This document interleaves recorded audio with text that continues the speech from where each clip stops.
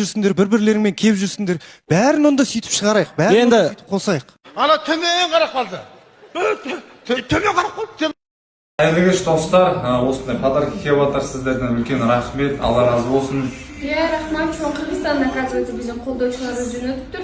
Рахат, Рано, Гүлсінай апаларымызға чоң рахмат. Жана Рахат еже, сіздің қоңыңызбен құттықтаймыз. Чын денсаулық, өміріңіз ұзын болсын. Бақытты болыңыз, Алла назарына, бақыттың базарында жүре беріңіздер. Қолдаушыларымызға чоң рахмат. Рахмет.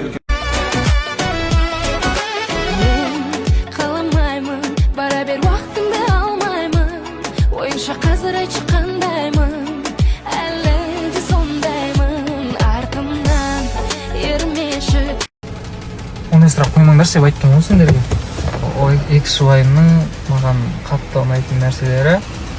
Осы бір жылдықта шынайы біреуге сезім ашылған кез болды ма? Сенен кейін өмір басқалай, басқа жанды көңіл қоштамай, жүрек сонша бауыр басқан. Барлықтарыңызға қайырлы күн. Бүгін бізде Хавейл Джолиомен бірге сыр сұхбат, 6-шы шығарылым, және бүгінгі біздің қонағымыз Нұрдәулет. Ассалаумағалейкум баршаларыңызға. Нұрдәулет, сіз хейтке қалай қарайсыз? Хейтке басында онша емес қарайтынмын, бірақ қазір уже қалыпты жағдай. Мен үшін хейт деген ол жетістік қой, былай айтқан кезде. Wait, what? Нұрдәулет, енді бір ашылып айтсаңыз.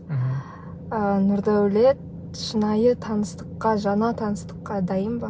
Жаңа таныстыққа дайынмын ғой, бірақ та андай үлкен махаббат болып кетеді дегенге пока дайын емес сияқтымын. Жанерке екеуіңіз кімді алдап жүрсіздер? Жанерке екеуіміз ешкімді алдап жүрген жоқпыз, кімді алдаймыз? Білмеймін, бір бәрін ақымақ қылып жүрген сияқтысыздар. Жоқ, Жанерке екеуміз негізі күшті доспыз. A few moments later. Жанеркемен танысты бастағым келеді болашағын.